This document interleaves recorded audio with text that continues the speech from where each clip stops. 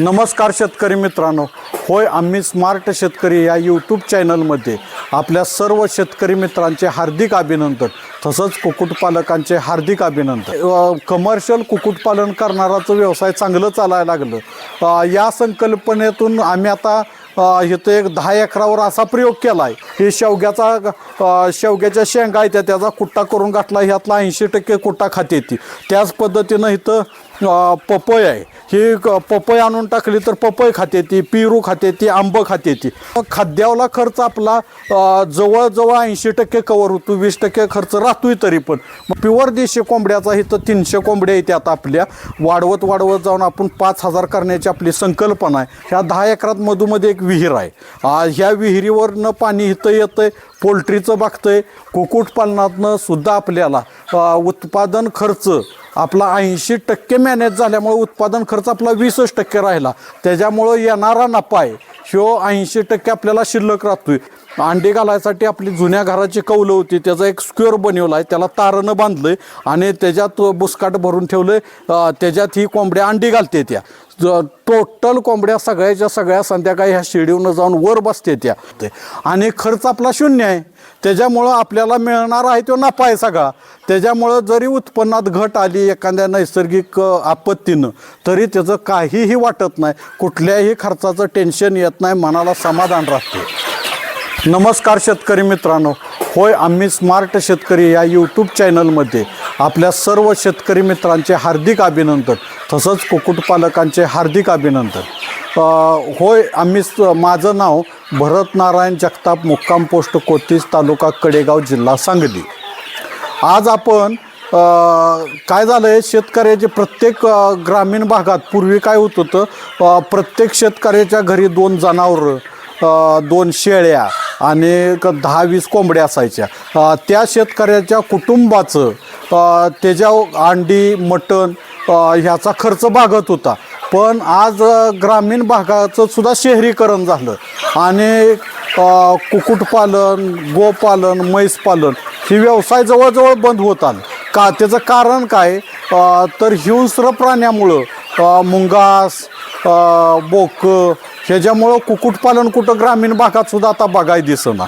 आणि ग्रामीण भागातल्या कुक्कुटपालन चालत होतं कसं तर खरकाट्या पाण्यावर, खरकाट पडलेल्यावर, उकरड्यावर कोंबडी जगत होती आणि त्याच्यावर दूध आणि मांस आणि थोडाफार खर्चाचा सुद्धा खर्च भागत होता। पण ती संकल्पना बंद झाल्यामुळं आता कुक्कुटपालन ही संकल्पना पुढं आली आणि कमर्शियल कुक्कुटपालन करणाराचं व्यवसाय चांगलं चालायला लागलं। या संकल्पनेतून आम्ही आता इथं एक 10 एकरावर असा प्रयोग केला आहे की निसर्गाचं पूर्ण चक्र उभा कसं राहील।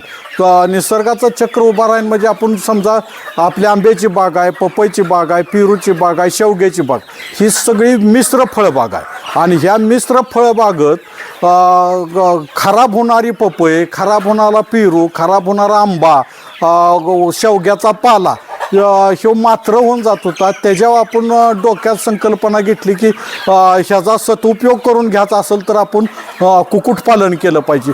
त्या पद्धतीनं हे आपण इथं पहिलं आपलं शेळीपालनाचं शेड होतं, त्या शेळीपालनाच्या शेडमध्येच आपण काय केलं, शेळीपालनाचा प्रयोग केला। परंतु शेळ्या काय करायला लागल्या की झाडांच्या साली खा, झाडं नष्ट कर असा प्रयोग करायला लागल्यामुळं तो बंद केला आणि आता कुक्कुटपालनात अतिशय चांगला व्यवसाय आहे। कुक्कुटपालन करत असताना तेव्हा ते तुम्हाला दिसेल, ह्या ठिकाणी आपण काय करतोय, बागेत निघालेली पपई, खराब पपई निघते, खराब पेरू निघतोय, खराब आंबा निघतोय, शेवग्याचा पाला, आता ही तुम्ही बघताय हे शेवग्याच्या शेंगा आहेत त्याचा कुट्टा करून घातला, ह्यातला 80% कुट्टा खाते ती।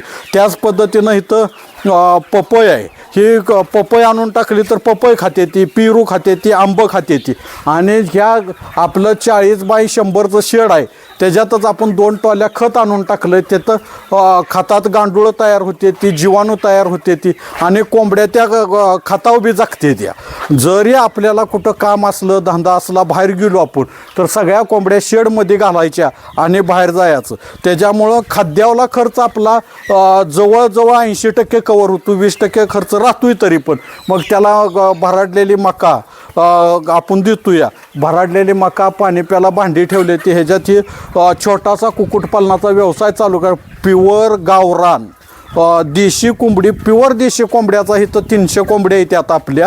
वाढवत जाऊन आपण 5000 करण्याची आपली संकल्पना आहे. आणि निसर्गाचं चक्र म्हटलं, ह्या 10 एकरात आपण निसर्गाचं चक्र कसं उभा केलं. ह्या 10 एकरात मधोमध्ये एक विहीर आहे. ह्या विहिरीवरनं पाणी इथं येतं आहे.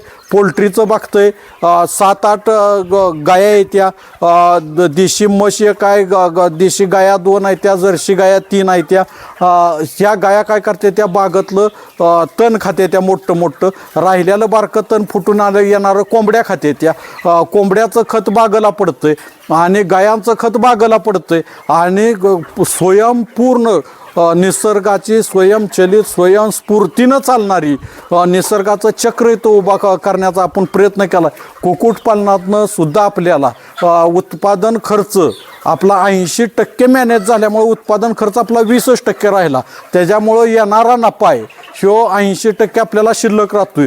कुठं वेस्टेज गोळा करायला जायला लागत नाही. ठिबकनं सगळ्याला पाणी आहे.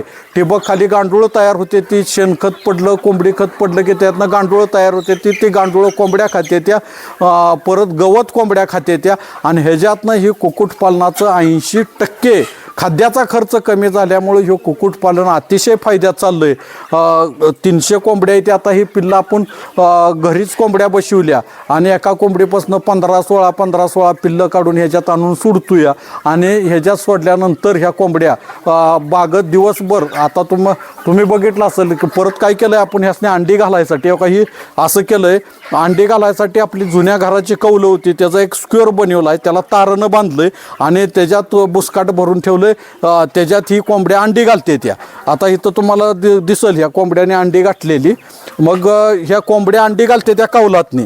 आणि कौलाचे आता मी बरीच कुक्कुटपालनं बघितली तर तिने पत्र्याचं डबं वगैरे लावलं होतं, पण पत्र्याचा डबा उन्हाळ्यात तापतो या, त्यामुळं कोंबडीला दम निघत नाही. पण ह्या कौलात काय होतंय, कौलात ठेवल्यामुळं खाली भुस्सा टाकल्यामुळं कौलं गरम होत नाही, ते कोंबड्याच्या उष्णतेचं प्रमाण कमी होतं आणि कोंबड्या अगदी सहजपणे ह्या कौलात अंडी घालते. त्याच पद्धतीनं आपल्याकडं ही होतं टेबल केलेलं होतं.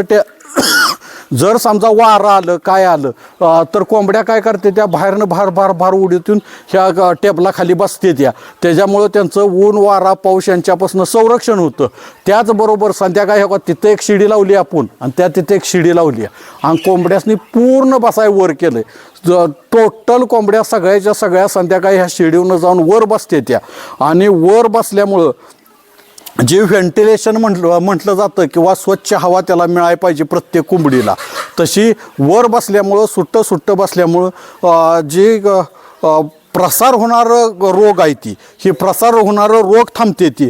आणि त्या रोगामुळं काय होतं की एकामेकाचा संपर्क कमी आल्यामुळं इथं वर बसल्यामुळं कोंबडी त्यांची शीट खाली पडते आणि शीटनं खाली घाण होणे म्हणून आपण काय केलं, एक 5 टॉल्या गव्हाचं कांड असतं, गहू मळल्यानंतर ती गव्हाचं कांड आणून खाली टाकलं. ह्या कोंबड्या इकारते त्या आणि तिची विष्ठा त्याच्यात झाकली जाते. त्याच्यामुळं ही स्वच्छ वातावरण राहतं, कुठलाही प्रकारचा त्रास होत नाही. अशा पद्धतीनं आपण कमीत कमी खर्चात देशी कुक्कुटपालन केलं आहे. अतिशय नफ्याचं आहे आणि ही पूर्ण शेती कुक्कुटपालन, गोपालन आणि आंबा, पेरू, पपई, शेवगा अशी मिश्र फळबाग तयार केली आहे. ह्या फळबागातनं ह्याच्यातनं मला चांगल्या प्रकारचा नफा होतोय आणि मनाला समाधान लाभतंय. नफ्यापेक्षा बी काय असतं माणसाच्या आयुष्यात तर समाधान. तर आपल्याला कमीत कमी खर्चात कमीत कमी कष्टात जास्तीत जास्त उत्पन्न देऊन जाणारी ही निसर्गाचं चक्र तयार केल्यामुळं सगळ्या गोष्टीतनं उत्पन्न मिळतंय. कोंबड्यातनं उत्पन्न मिळतंय, गायातनं उत्पन्न मिळतंय, फळबागातनं उत्पन्न मिळतंय आणि खर्च आपला शून्य आहे. त्याच्यामुळं आपल्याला मिळणार आहे तो नफा आहे सगळा. त्याच्यामुळं जरी उत्पन्नात घट आली एखाद्या नैसर्गिक आपत्तीनं तरी त्याचं काहीही वाटत नाही, कुठल्याही खर्चाचं टेन्शन येत नाही, मनाला समाधान राहते.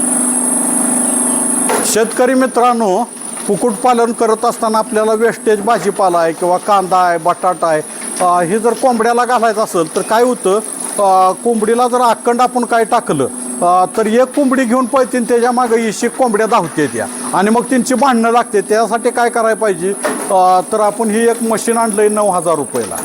ह्याला व्हेजिटेबल चाप कटर म्हणते ती.